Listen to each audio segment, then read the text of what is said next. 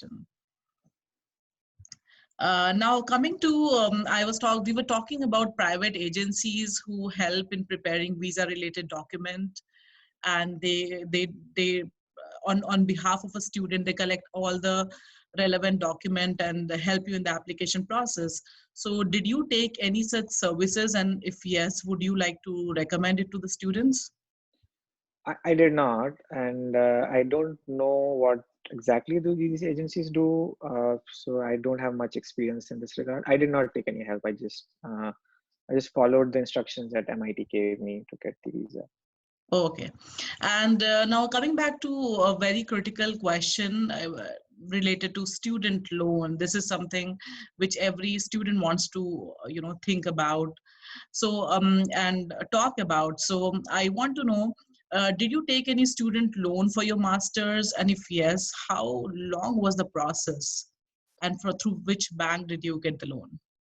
Yeah, so I think I was a bit lucky. So like when I got the admit for PhD, I had a fully funded PhD. So Mm-hmm. I didn't have to worry about loan or anything. I do know from friends like who did get admits and didn't have funding that it can be a long process. I think it really depends on your financial background, and the banks can be very friendly, or they can be very difficult to work with depending on your situation. Mm-hmm. But I personally don't have a lot of experience in this regard because like the PhD in my case was fully funded by like I had a research assistantship. So What I about the MIT? When you for MIT, did you take any no, student I loan? just got the admit with the fully funded PhD. So Okay. typically MIT tries to fund all their PhD admits. Mm-hmm. Masters you sometimes have to pay, but Okay. because I had the PhD admit, I didn't have to get pay anything So essentially. for neither of your courses, you had to Yeah, take it.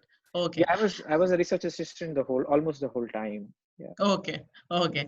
And I want to know, have you heard from your friends about any of the financial institute who is really good in giving these kind of I student loan or recommended ones? I haven't got spoken with them in that much detail about this. Okay. I believe most of them took their loans in India. Okay. So I have friends who did do their masters, and so I'm from India. So they took all the loans from my friends who come from India have taken loans there. So, but Mm-hmm. I'm not really sure how the system works because I didn't go through it myself. Okay.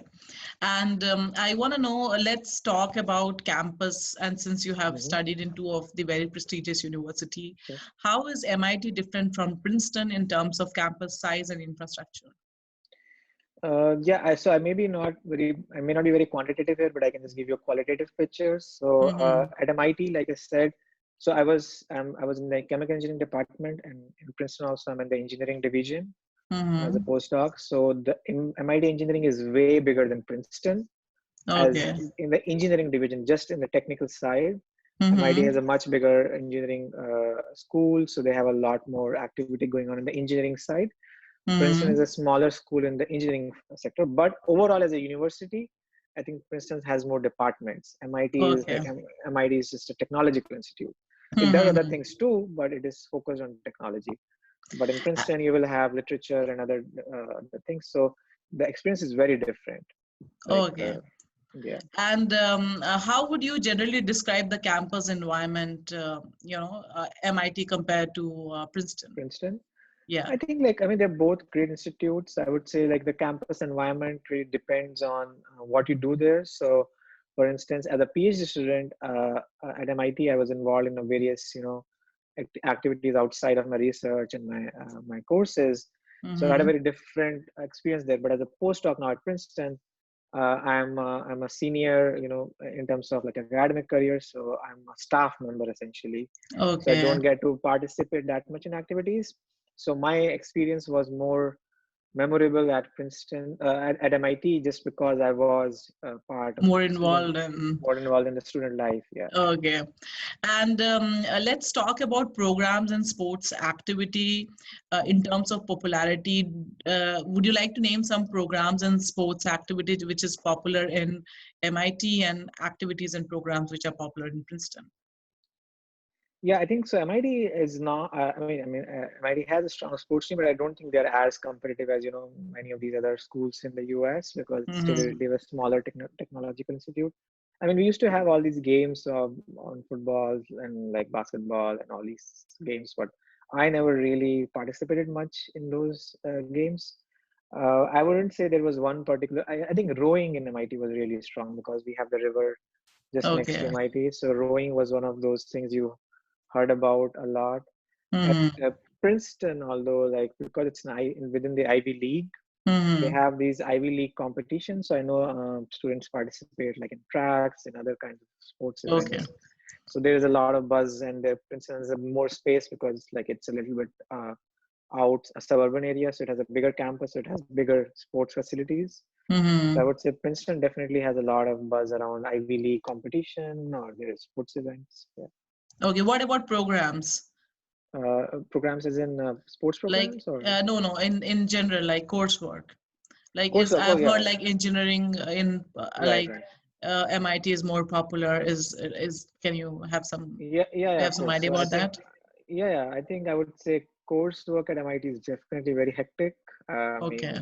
I would say it'll probably be one of the more hectic programs in the US. They are Mm-hmm. generally very course heavy program at MIT. All masters and PhD typically have more coursework than usual, I would say. Okay. Um, and then they do have generally involve a lot of assignments. Mm-hmm. It's challenging everywhere, but I would say definitely MIT would be higher in course load. Mm-hmm. That's just the way they do it in engineering there. So even compared to Okay. Princeton, I think they have a higher course load. Now let's talk about the facilities in both these university. Let's start with labs and library. Can you, I've heard these universities have multiple labs and library. Right, So tell us right. a little about labs in MIT and Princeton and library. Right. So I would say so let's start with the labs portion first. So at MIT, like it really depends on in which department again you go to. So when I was in chemical engineering, I was working within a group, within one particular Mm-hmm. research group. So of course I had access to that particular lab, but then you also get access to other facilities around the campus. So let's say if you want to use some electron microscopy, or you want to use some machine shop, or you want to use laser cutting, or all these different Mm-hmm. facilities. So you do get access to all of that too while you're at MIT. And same is Okay. true for Princeton. So all of these big universities have some centers that have some specialization. So if you need that particular skill set, or if you need that particular equipment that your Mm-hmm. own lab may not have in the lab where you're working, you would be able to generally get some sort of assistance from the central facilities. Okay. So labs, I would say, definitely are very good in both these institutes. These are top schools. Mm-hmm. So that way you get a lot of exposure to different kinds of research going around campus. And libraries are great. I mean, there are multiple libraries at both these universities. Uh, I have used a lot of online library resources. So almost Okay. all the academic papers that I try to read are generally free because these universities have subscriptions for them. Mm-hmm.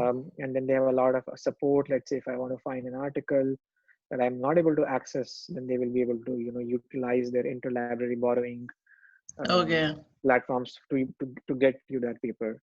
I have used for books. I've used on and off, not very regularly, but Mm-hmm. generally the books are also pretty much in abundance. And but So would you online like resources are. to Sorry, go name ahead. some, yeah, would you like to name some popular library of, these two, Uh, or maybe the library which you yeah, have used most use of? the most. Yeah. Yeah. So I think in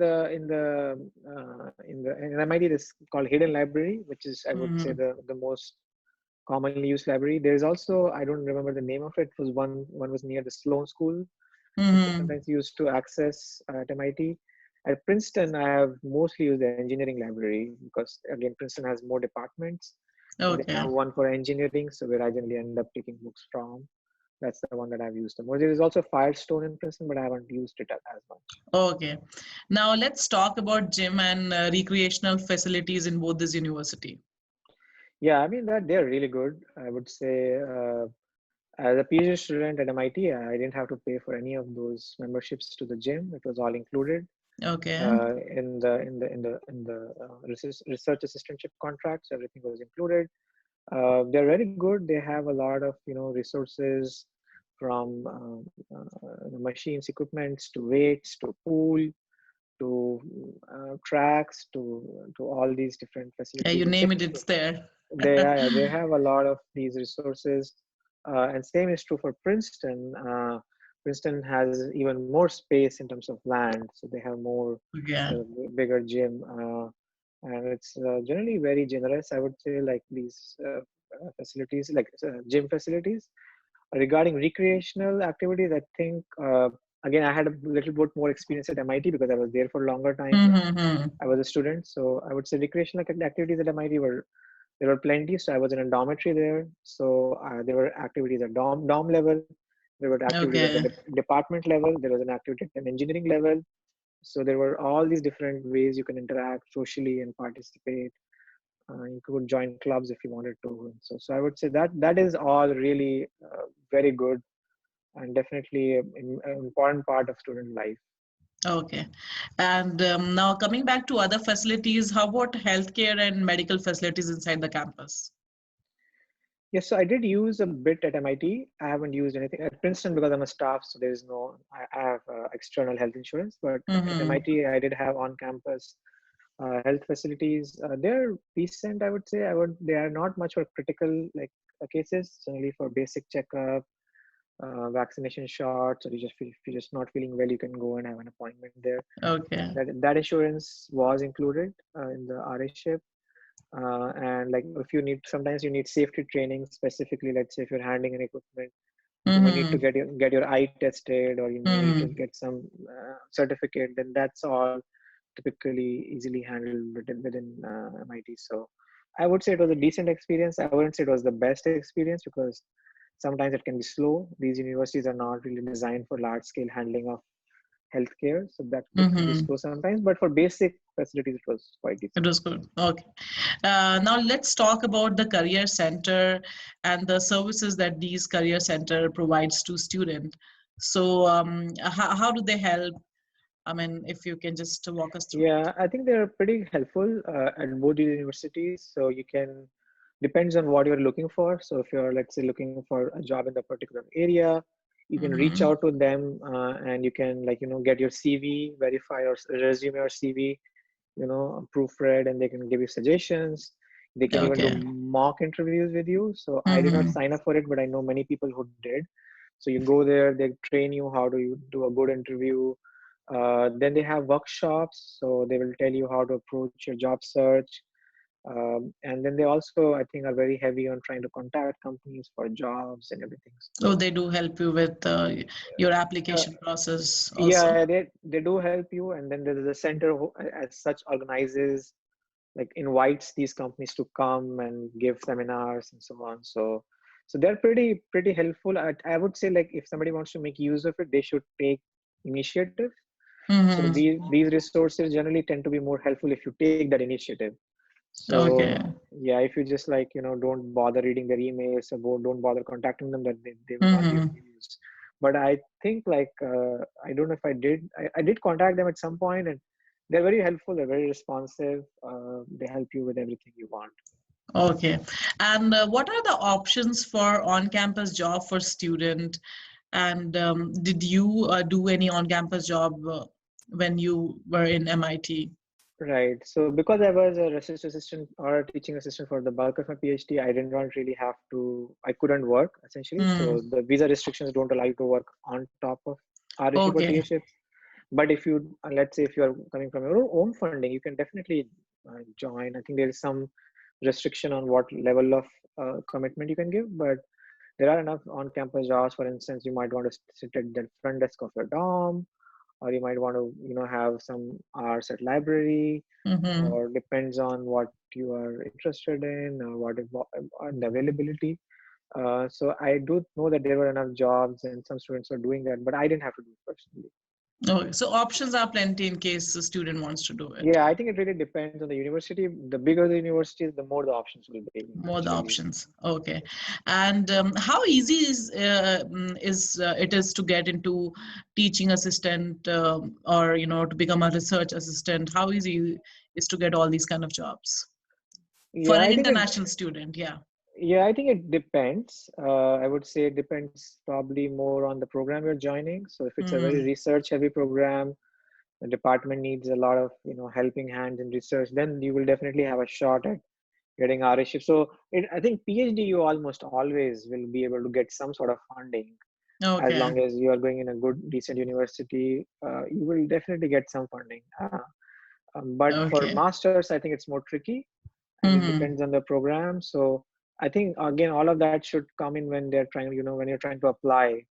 Just look at the Mm-hmm. options of how much research goes on. So essentially, I would say in case you don't have your own funding logged in, Mm-hmm. best route is to contact the professors in the department. Okay. Ask them, say, well, okay, this is my area, this is what my credentials look like, and then you Mm-hmm. may be able to get RShip. So one of my friends, he was my roommate in my first year at MIT. He didn't Mm-hmm. have he didn't have RShip when he physically came to MIT, but got RShip within a week. Okay. And that was just because he reached out to faculty members, and one of them kind of was interested in working with him. Okay. So I think you kind of have to do your homework if you don't have RShip. TA-ship, yeah, TA-ship also depends again on number of courses, how much need is there. So let's say if an incoming and undergrad class is really big that year, Mm-hmm.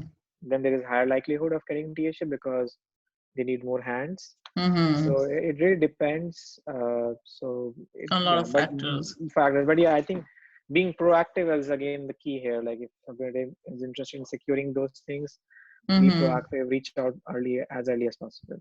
Okay. Now, let's talk about internship. How easy is to get internship, and did you do internship by any chance? So I did do an internship, but that was not a regular kind of internship. So that was a part of my master's. So Mm-hmm. in chemical engineering at MIT, uh, we don't do a thesis; we do an internship. So Okay. that's just the department's style of doing it, and they arrange these internships for you.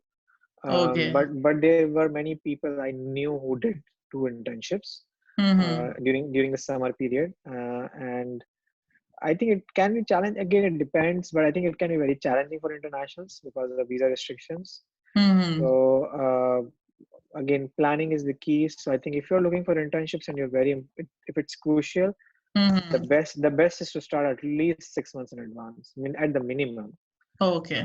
Yeah, I think internships can be very tricky because it's a small commitment, Mm-hmm. and sometimes like companies are not like willing to risk on hiring an international because then they will invest a lot of time in interviewing and then the visa or some restriction might come. Okay. So I think like if somebody's interested, they should start in advance. If they Okay. do that, there will be hurdles, Mm-hmm. but it might be possible. But I think late internships are very hard to find.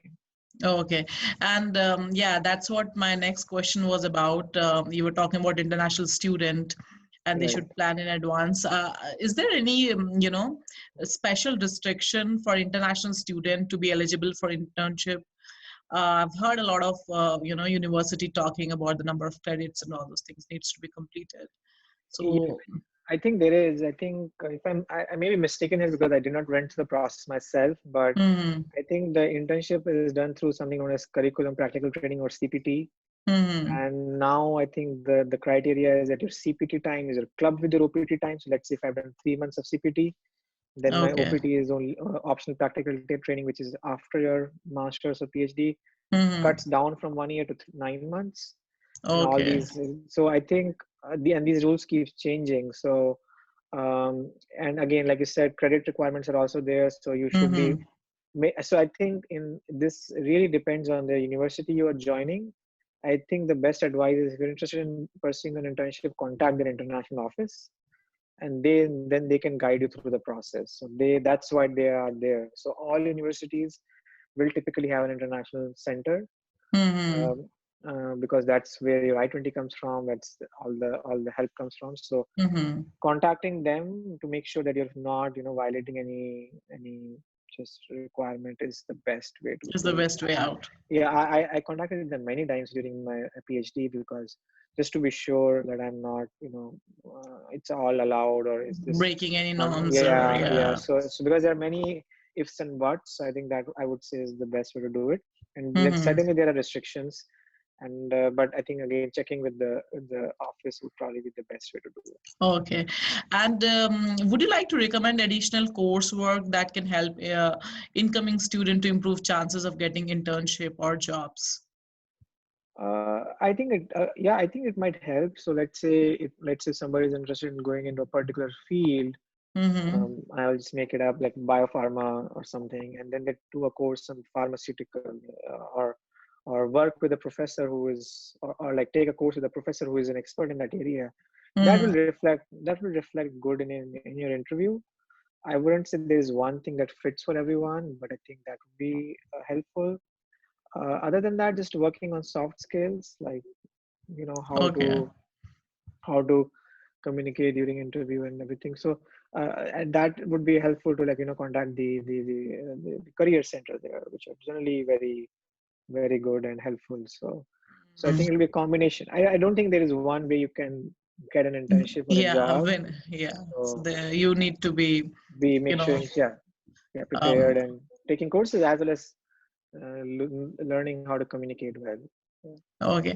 Now, again, coming to the next important question of a student life, housing is one big question Hmm. mark. So I want to know, or like right now, do you stay on campus and off campus, and how is life different? Like if I don't know, in MIT, did you Right. stayed on campus or were you off campus? So I was on campus for about 4-ish years, and then Okay. I lived off campus for 1 year when I got married. So that's when I moved off campus. Mm-hmm. And yeah, the experience is really different. So when you are on campus, you are in the middle of the activity. If Mm-hmm. there is an event in the night, you can join the event, you can participate in those things. And when I moved off campus, I was living 1 hour away also. Oh, So you would that's have to plan all that. So yeah, I mean, it really depends on your situation. But yeah, I think if you can get an on-campus housing, if the university does have some resources, or nearby, not necessarily on campus. If you're living mm, nearby, close to where close to you campus. Yeah. campus, I think that would definitely be helpful in general. But Mm-hmm. again, it depends. Like, let's say if you're in, like, getting admission in Colombia, or where, like, somewhere very expensive city, Yeah. it really depends on your situation. So but yeah, in my experience, on campus living was pretty good. You make a lot of friends also that way. Mm-hmm. Off campus, depending on where you're living, it could be harder to make friends. So I think housing, I would say, the closer you are is probably better for most Okay. people. But it could be, depends on the factors that somebody else may consider. They may have to live off campus, or they may just prefer to live off campus for other reasons. So yeah. So if not in the campus, at least outside the campus boundary. I mean, Yeah, that's close that by. that would be I the mean, if you better. can be there in 20 minutes, so if you're Okay. an hour away, it's really hard sometimes. So let's say if Mm-hmm. you have 8 a.m. classes and you're living 1 hour away, then you have to get up early, plan Yeah. accordingly. You may hit traffic, or if you're using public transport. So I used to use public transport at Mm-hmm. MIT, and it could be a pain if it's snowing. You miss your bus, you're late. So all those things can be challenging, but again, it's depends on the situation that you are that. But yeah, I think housing, again, they're also planning early is the best. So Mm-hmm. if you don't wait, if you start, let's say if you get an admit in April or so, decide your admit, and start looking for housing as soon as possible, so that you can get a So that little. was supposed to be my next question. What would be your advice for the incoming student? Okay. Yeah, no, Yeah, fair it, enough. Yeah, it's better yeah. that you plan in advance so that things becomes easier for Yeah, you. plan advance, plan your roommates if possible. Like, reach out to the students, reach out to the department. Sometimes, like, if I'm joining, let's say, mechanical engineering department, if I reach out to them saying, "Hey, I'm joining, is there a way you can circulate my request for housing?"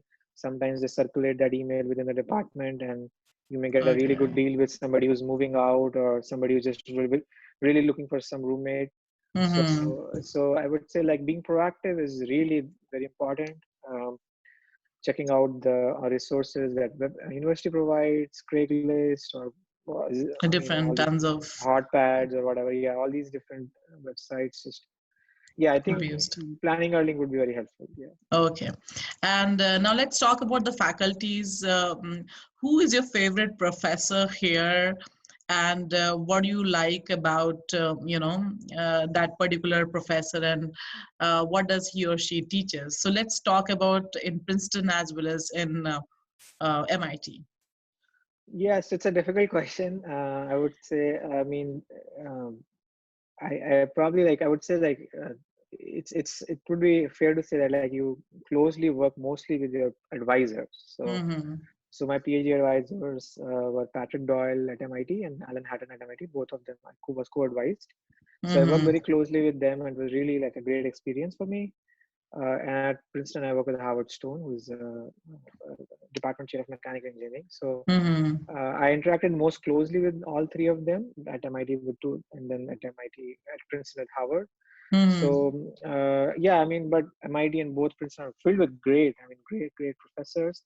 But sometimes you don't get a chance to interact with them or take their course. So I remember at MIT, there's Professor Gilbert Strang. I don't know if he's still active, but he used to teach linear algebra at MIT, and I had seen his video lectures when I was an undergrad. Okay. So I saw him in person at MIT, but I never really interacted with him. So all of these there are great faculty at Princeton.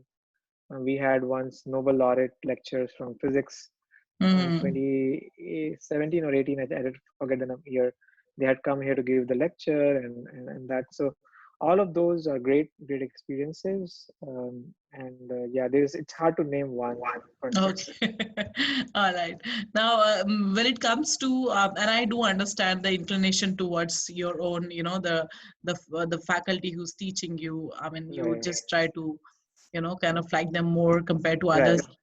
But I want to know in terms of, other professors, would you like to name some popular professors from these two universities? They might not have taught you, but they are known for their contribution, their teaching style, or because they are quite popular among students.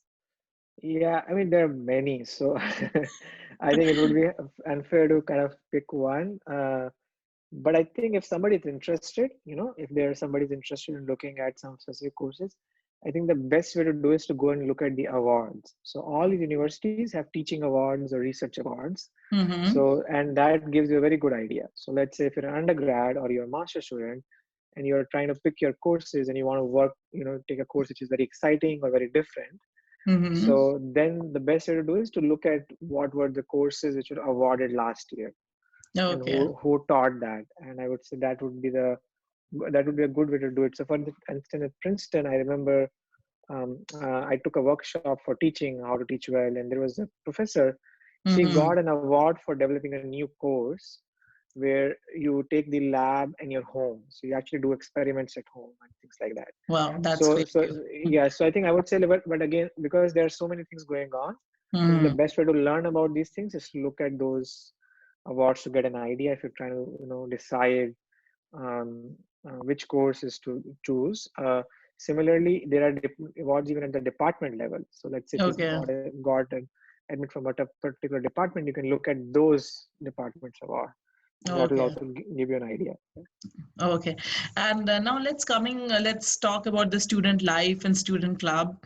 So, would you like to tell about some student club at Princeton and MIT, and also out of those club that you have participated, which is your favorite? Yeah, so I think there are several clubs like photography or running or music at MIT. I was most involved in the Indian Student Association group. It's called Okay. Sangam. It's called Mm-hmm. Sangam, and I really enjoyed that experience. Like we used to organize cultural activities. So we used to have a Diwali night, and then we would do like events throughout the year. We'll have Mm-hmm. social activities. We'll sometimes prepare food on our own. Sometimes we'll cater food, Okay. and we could get money from the. So when we joined every semester, we used to pay us like $140 or something around that fees Mm-hmm. to the graduate student body. which Mm-hmm. we would collect that money and then distribute that money to clubs like Sangam, which was like, Okay. so we could find, we could get some funds from that body to Mm-hmm. organize these events, and we used to write proposals, prepare budget. So that was really a great experience. You make a lot of friends, you learn about event management. And then I Mm-hmm. was also a part of Association for India's Development. It's like a non-profit organization. They had an MIT chapter. Mm-hmm. I was very active there for 2 years, and we held like 1,000 people concert by the Indian Ocean Band there. So the Indian Ocean was visiting. We held Yeah. that concert in MIT. So these were great experiences.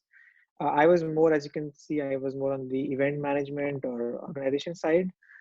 Some people choose to do more on the like hobby style of photography or Mm-hmm. biking.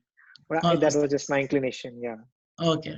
And I want to know in terms of activities, which activities student do generally for entertainment, if not participating in these kind of clubs in general. Yeah, I think it really depends on your interest, but I would say, like, I mean, people generally make all these plans with groups of friends. So you may want to Mm-hmm. go out to watch a movie, you may want to travel, you may want to just do, like, cook at home, like a potluck kind of a thing. So it really depends. I think there are enough ways you can enjoy on campus, especially if you're living on campus. It's very easy. And I would say, yeah, I would say the most common was just, people would just cook and invite somebody at People. their place. Yeah, that Okay. was the easiest. There are also activities by your dormitory. So at least at MIT, there was some activities by the dormitory where we would have like meatless Mondays. So we would have food catered in, which was meatless. So Mm-hmm. people who love vegetarian food would come there and have a social event. So there was ways to socialize outside of all these clubs and so on. Yeah. Okay, okay, sounds good. Now let's talk about your curriculum and its intensity. So I want to first of all want you to rate your academic pressure and workload in your major or program in Princeton as well as MIT on the scale of 1 to 10. How would you rate? Oh, I mean, so there are two parts. I mean, at Princeton, I'm a postdoc, so I'm a staff member. So I would say I won't read anything because it's just my work. But at Mm-hmm. MIT, I can say especially say that I think I would say the intensity of coursework was definitely very high. I would Mm-hmm. say about 8 or 9 of I would say out of Eight or 10. nine on the scale of 10. Yeah, because yeah, we had to do a lot of courses compared to other programs. We did 11 courses, and most of them in your first and second year. So, and the courses are very demanding. Okay. I would say that would be a definitely very high intensity. In research, I would say it goes up and down. Sometimes you are 11 on 10, sometimes you're 5 on 10. So it really Okay. depends because there Uh-huh. is no one way to do research. People do it at different times and different paces. So I, for instance, like was really intense initially, then dropped Mm-hmm. off, and then again picked up. Some people Okay. have a more linear curve that they only pick up in intensity, or some have a more balanced approach. Okay. So it's hard to define, but yes, I would say research definitely fluctuates. Plus, also Mm-hmm. research depends on which group you're joining, which group you're working in, research group you're working in. But coursework is definitely, I would say, quite quite demanding at And MIT. how was your routine, or how is your routine, should ask, in terms of spending time on studies, assignments, homework, Yeah, exams, so like on an uh, average in a day, how many hours do you spend? I think it fluctuates. So if you're mainly doing courses, I think you spend bulk of your time in mornings and afternoons attending lectures or Mm-hmm. office hours or recitations, and then your evenings are typically just assignment. But for a PhD, generally the case is you do more research work than coursework. So I Mm-hmm. would say in PhD, your first year looks like that you do courses and then you do assignments in the evening. Mm-hmm. It depends on the course or semester, but I would say it generally like you work. I mean, you basically work all day. It's not like you participate in these other social activities. Mm-hmm. Yeah, I mean, you are just working all day essentially. You work harder when there is an assignment, Spend more difficult time time. studying. Then yeah, Yeah. so there is no one way. But I would say when it just becomes pure research, then definitely like you get less structure in your life. Like you get to choose when you come into the lab and when you leave the lab, how long you want to stay in the lab, and Mm-hmm. then it becomes more, I would say, widespread. So some students like to come in every day. They'll come for 8 or 10 hours every day. Some students would like to come on one day and 15 hours, and then next day 5 hours. So it Okay. really it starts to vary a lot. So Mm-hmm. coursework you pretty much work all day, even sometimes on weekends. But in your Mm-hmm. research, it's very, very, very subjective. It really depends on what's your Okay. preference, what's your lab's preference, and so on. And now let's talk about the expense. Obviously, studying in US comes with a price tag.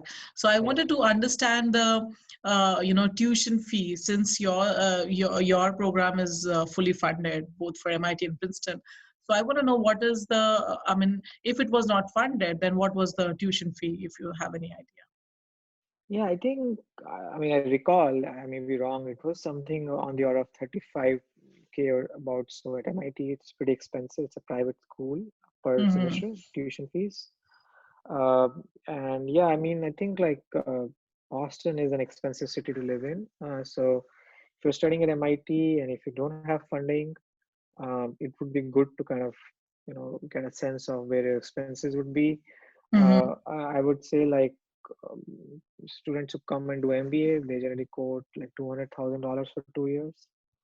Okay. So that's a pretty high, but again, MBA is really generally more expensive than Yeah, engineering. compared to So your yeah, but engineering. yeah, but I'm just saying like, so it can be very expensive. Boston, I mean, again, rent adds up, your, social activities and all these things add up. So it just depends, and you have to plan in advance if you don't come with funding. Uh, so in my case, I would say the stipend we get as a research assistant was relatively generous. So I never struggled as such. Mm-hmm. You don't save much, but you don't really struggle as such. You can easily live Okay. a decent life. But yeah, I mean, if you're not coming with funding, the best thing to do is to contact somebody who's going through the same process, has gone through the same process, and then they Mm-hmm. can give you some idea about what is the current cost of housing, what is the current cost of food, how do you, cut back on your costs, and things like that. So, in your opinion, what is the, what do you think, and the cost that an average student will incur if they are living off campus, and the cost on their food, apartment, if it's a shared Right. apartment, and commute? So, what would the cost in, studying in MIT as an Right. international student staying out of, off campus, and compared to the student studying in Princeton? You have, general. Yeah. So I think I would say, I would say they are pretty comparable. I would say even Princeton, I would say might be pretty comparable because Princeton in general is also relatively reasonably expensive as a town. Princeton is pretty Mm-hmm. expensive, but I have a more like I can give a more idea about MIT because I stayed there for 5 years. I think people definitely spend 1,000 to 1,200 on their rents, even in shared apartments, Okay. and the price is not going any lower. Generally, it has been only been increasing over time. I was very particular about not spending as much on housing, so I went and kind of when I moved off campus, I found a place. I was 1 hour away, but I found a place which was much cheaper, and I Mm-hmm. was only paying less than 900. But then Okay. again, I went out of my way to find that. So I think people typically spend like what from what I hear, they spend 30 to 50% of their stipend, people who have funding, on housing. So housing is definitely a major source of your expenditure, major expenditure when you're a student. So saving on housing can be very helpful to cut down on Mm-hmm. costs. So, but I would say 1,000 to 1,500, or maybe 900 to 1,500 is the range, depending on Okay. what kind of lifestyle you choose for housing. Food is really, really dependent on the choice of lifestyle you have. If you eat out a lot, or if you eat only at home or mostly at Mm-hmm. home, then you can cut back and maybe about a few hundred, $300, $400 a month. But I would say that would be probably the scale, Mm-hmm. $1,500 to $2,500 on food and housing, and rest there are again miscellaneous Okay. things which Cost add up. that. A student might incur. Okay. Okay, yeah. Now let's talk about the financial aid. Other than scholarship, any other financial aid that college provide to student, Yeah, I think they MIT do. as well as Princeton. Yeah. Yeah, I think they do. So I think for that, you have to reach out. So for instance, if there's a fellowship for which you, like not necessarily a scholarship, like a fellowship which comes with, working under a certain department or a certain center, you can reach out to them and to see if you're eligible for that fellowship. Other things you can kind of, again, really depends on the institute you're applying to, but I think at MIT there is an option of contacting the school, and Mm-hmm. they can then connect you with others. So I don't think they particularly give you anything extra. It's just that they'll give you contact numbers of trustworthy Okay. organizations which can give you a good loan at a good rate or something like that. So, but all Okay. of these institutes have departments who Mm-hmm. handle all of these things. So, and Okay. yeah, you can. Sorry, go ahead. Yeah. Yeah, I was just like you said that they kind of route you to different financial institute. So I was just wondering if they give you any kind of need-based scholarship or funding as well. I think they may. So I again, they may. So uh, you have to reach out and check with them. So for instance, sometimes the department, I mean, it's just a suggestion. If let's say you have two, three offers, right, for masters, Mm-hmm. and at one school you're getting 25% off on your tuition, and the other school is saying, well, we are not giving you any discount. So the best idea is to just call them up or write them an email saying, hey, I have a competing offer with a 25% lower tuition, and I wanted to ask if you can reconsider your decision or give me scholarship or give me a discount. And they can do Okay. that. They can do that. So a lot of people try to use this way to negotiate and bargain. Mm-hmm. But yeah, so that can help. Sometimes they will just say, well, we don't care if you have multiple offers, but sometimes they can help. So it depends on their current scenario of funding, how much the wealth the department has in store, and can they afford to give discounts, and Okay. depending on your profile and how strongly they want you. Mm-hmm. So it really depends, but I think that is possible for sure. Okay. And now let's talk about the placement and future of a student once they complete their education in US. So what are your future plan, and are you getting any help from your career center or career counselors to get a potential job? Yeah, so I mean, I have a job lined up as an assistant professor in University of Colorado Boulder as in chemical engineering. Mm-hmm. So I got that job last year, so I've just taken 1 year as kind of like to finish everything I'm doing as a postdoc. But yes, I would say like once you, and I also applied for several industry jobs when I was at MIT, but I declined those offers. But yes, there are ways you can prepare for that. Mm-hmm. I would say the best thing is to, because there are so many options in the US, like it's like you kind of almost do everything on your own in terms of job search with some help from the Mm-hmm. institute, but mostly do on your own. So doing your homework of what you're interested in is very crucial. So if you can chart out 15 or 20 companies that you would like to join is the first step. And Okay. making sure which companies have an opening. So or reaching out to the employees of those companies to see and like make contacts, I think is very crucial. I also attended a job fair at MIT when I was a PhD student. I attend a job fair where you just like make contacts. So Mm-hmm. you keep your resume in hand, you give your contacts, and then some of them reach out to you. You keep up those contacts. So I did take all of that help. It depends on the department you are graduating from, your job prospects. But for chemical engineers, typically oil field, biopharma, gas, liquid, like gas storage, Okay. all these different companies. Sometimes even companies like Apple, Google have some interest sometimes. Okay. And I want to know, in terms of career counseling, now you were fortunate enough to get a job, but in case if a student doesn't, get a job like on graduation or completion of the course, how does a career counselor, what kind of role do they play there? Yeah, I think they meet with you in person, so they do take out time for you. Hmm. So they do try to help you. They try to kind of guide you. They try to tell you how to search for jobs. But at the end of the day, I've seen generally depends on your own preference and again the job market, and there's so many factors there. But in general, they'll help you. So they'll definitely Okay. help you. They'll make out time. They'll try to sit with you, see what is missing in your profile, make suggestions. They may even just give you emotional support and calming you down if you're not able to find a Hmm. job. But in general, I would say like at the end of the day, you have to be very proactive, and I think that is sometimes kind of challenging if you kind of don't have that motivation to do all these networking things and contact people Hmm. and prepare. So if you do that, it will definitely help. So I think a lot of it is just planning, just plan in advance. And Plan in advance, yeah.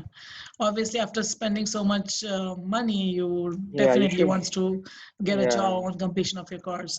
Um, Now let's talk about some companies. Would you like to name some companies that hire students from your program as well as from your college? It could be from different departments. So yeah, would you? yeah, of course. Yeah. I think so. Because I'm from chemical engineering, there are many classical chemical engineering companies like Dow Chemicals, ExxonMobil, in the oil space Chevron, and then biopharma there is Novartis, Bristol Myers Squibb, and Eli Lilly I think also hired I think somebody if I'm not wrong. And there are companies like Praxair, Liquid Glide, Praxair and sorry, yeah, Air Products, not Liquid Glide, Air Products. Okay. These companies are typically which come to the campus and they try to look for students. And but yeah, again it depends on year to year. Sometimes they don't come because they don't have a need that year, but generally they do come every They year. do come. And then there's people who apply off campus to like jobs. Let's say mechanical engineers would apply to also companies like Tesla and Apple, which are looking for design. Mm-hmm. Or yeah, it depends. I'm not able to think of more companies, and there are also other companies in consulting space. Mm-hmm. People apply to like Bain, BCG, and all these companies, which are just generic companies. They're looking for Okay. engineers. And would you like to talk about package? What kind of package is offered in general to students? Yeah, I think it really depends again on the kind of job you're going for. I think Mm-hmm. engineering companies tend to try, like, depends if you're a master's, PhD, what previous work experience you have. You can negotiate out. I've heard Mm-hmm. anywhere from 70,000. Again, depends on which area you're again joining, like Mm-hmm. which part of the US. But 70, 100 to 120 is the range you hear from people who get jobs. There are people who aren't get even higher if you get in another sector. But engineering, I would say that's the number I hear 70, 80, 100, Okay. 120. Yeah, per So year, that's 120K per year. Yeah. that's average. Now let's talk about the general advice. Since you have been in US for such a long time and being a part of two prestigious university, would you like to advise, give any particular advice to future student in general when it comes to choosing coursework or choosing right university? Any advice that you want to give to incoming students? Yeah, I would say, I mean, I think one of the good things about the US is the exposure you get here. So I think Mm-hmm. incoming students should make use of that exposure. So do your homework. Like if you're coming here, if you're spending all the money, or even if you're just joining as a research assistant, if you're spending so much time at the institute, make sure you're aware of all the opportunities that exist. Mm-hmm. There are a lot of talks from famous people, Nobel laureates, big entrepreneurs who come and visit your school. So make sure you're utilizing all those opportunities to connect, to go and attend those talks, and then also like use that time to build relationships with your friends, your colleagues, because Mm-hmm. then they end up going and doing wonderful things, and you then get help along in your career So in basically those such a. networking, yeah, finding Yeah, time I to would say network with people. networking, and also like just making use of the resources which university has to offer. Like, don't just do one thing. There are so many things that universities offer. So make use of that time. Like people try to come up with a great idea and try to start something. It may even fail, but just that experience can be very life Hmm. transforming. So I think just do your homework, like be prepared to come here and utilize your time. Graduate school is very different than undergrad in that sense that you have a lot of flexibility. Make sure you are doing your homework, you know what interests you. You have spoken to Mm-hmm. enough people who have joined the department or have been there before you, and you're getting that help. And once you Mm-hmm. have all that, then I think the choices are more easier to come by. Otherwise, it's very hard to decide. Okay. And let's talk about mistake. In particular, have you made any mistake that you want to talk about no future student should make, or any mistake in Um, general that student do? I what After our conversation, what I could understand is they should do things proactively and not wait for the yeah, last moment. But yeah. other I than mean, that, any other, you mistake that you want them to be aware of and not to do? yeah, yeah. Of course. Yeah, I think the biggest mistake I had when I would say that was the realization that I kind of I had that realization quite late in my PhD was that uh, PhD is very different from undergrad. Like, so when you are an undergrad, you know that you have to do courses and you have to do well in them. That's it. That's Mm-hmm. what an undergrad essentially is. And you do some club activities here and there. But in PhD, you really get to choose what you want to work on and what you want to do. And I think that that choice should be as informed as possible. Now Okay. things worked out for me. I was lucky enough, but I did see friends who struggled through it, who Mm-hmm. who probably didn't weren't as lucky or just didn't make that choice. Like yeah, with enough data or with enough Mm-hmm. information, and they kind of got trapped and got stuck in the bad lab or didn't really enjoy what they were doing for 5 years. So Mm-hmm. I would say just like it's very different. Like make sure you are talking to enough people to realize what you are doing, and that what do you want to get out of it. Like if as long as you have clarity on that, Mm-hmm. it will be helpful. It's not like an undergrad where everybody goes and does the same thing. You will be doing something completely separate than somebody who is in the same program, but Mm-hmm. doing something completely different. So I think making having that realization and preparing for it would be helpful. Okay. And how difficult is PhD qualifying exams at your university? And how many attempts are allowed for a student to pass these exams or to qualify these exams? Yeah, I think that's a good question. So I don't know how many overall attempts are required. I think they allow up to two, if I'm not wrong. Okay. So they were very tough when I was there. They have changed the rules by from that time. I Mm-hmm. think, and they are also very widely within department to department. So, for instance, in MIT itself, chemical engineering was Mm-hmm. separate from mechanical engineering, was separate Okay. from computer science. Mm-hmm. But I can speak about chemical engineering. So we had one written exam and one presentation. Mm-hmm. But now they have removed the written exam and they've just made courses as your qualifying. So if you pass your courses, you will be fine. Okay. And you just have to do that written Mm-hmm. presentation plus some report. So, so I think generally they can be challenging, uh, but I think generally like it's generally pass rate is pretty high. Okay. And then if they don't pass you in the first attempt, they generally pass you in the second attempt. Okay. Very rarely they do if they really feel you're underprepared or you're not performing well or you're not serious enough, they really take a strict action. But generally, I would say they'd pass you. Like They generally, pass they'll you. pass. Okay.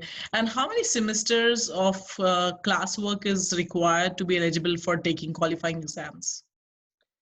I would say generally speaking, the rule of thumb is 2 to 3 semesters. That's I Okay. would say the typical timeline on almost all universities. Hmm. Some may allow only after fourth semester or something like that, but generally 2 to 3 is what I hear the most common.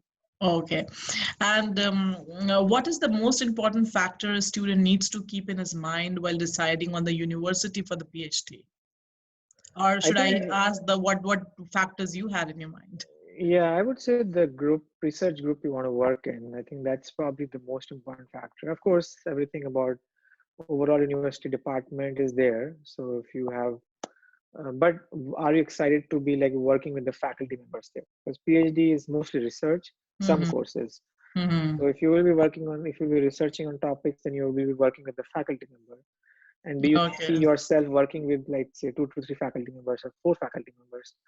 So I think that is really the key. Like if you don't like anybody in the department or what they're working on, If you don't Mm-hmm. find that interesting, even if it's a great university, you will not enjoy being there. Okay.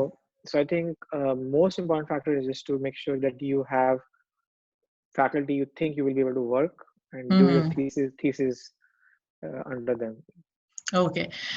So, coming to my last and a very important question, because this is something which is always there in the mind of student, like how many university should I possibly apply?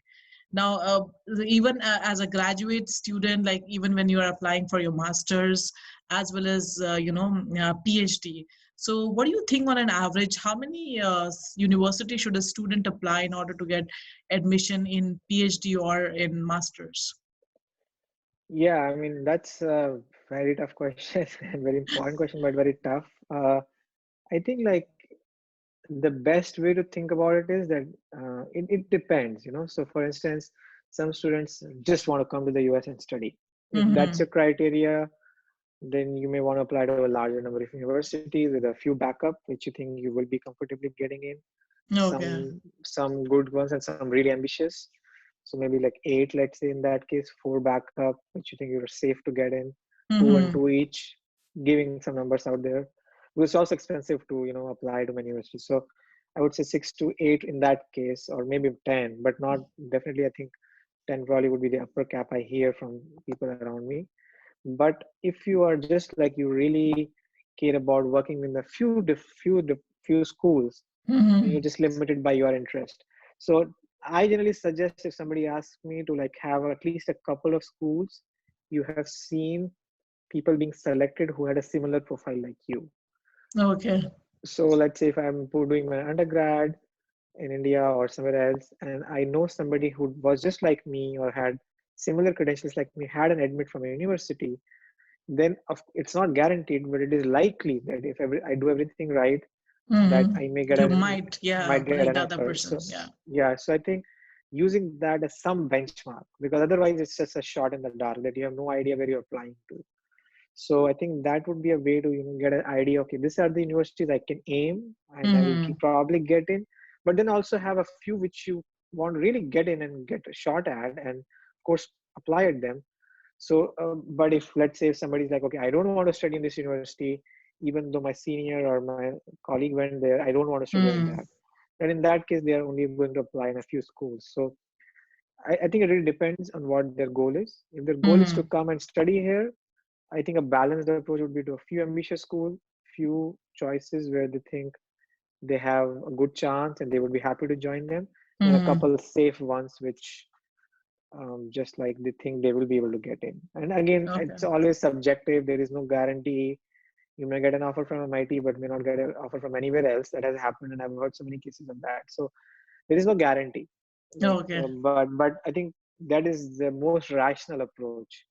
So Is you feel that's approach a student should take while applying for the master's as yeah, well as for the PhD, right? PhD. Yeah, I think a couple of schools it's just safe bet. Few schools it's just safe bet. Three or two or four depends on again how interested you are in coming to the US, and then a couple of ambitious ones, and a couple of really high ones, which you really feel okay. If I get an, I'm just going to go there Okay. because I mean, yeah, you should aim high. Yeah. It's a subjective criteria, so you can always Mm-hmm. aim high. Yeah. Okay. Thank you, Ankur. Thank you Of so course, much. This was really helpful. And process. I'm very sure that a lot of student is gonna like it and get inspired by this Of course, interview of happy to. yours. Thank you so much for your time and you have a Of good course, night. thanks for talking to me. Yeah, thank you. Good Yeah. night. All right. Bye-bye. Bye.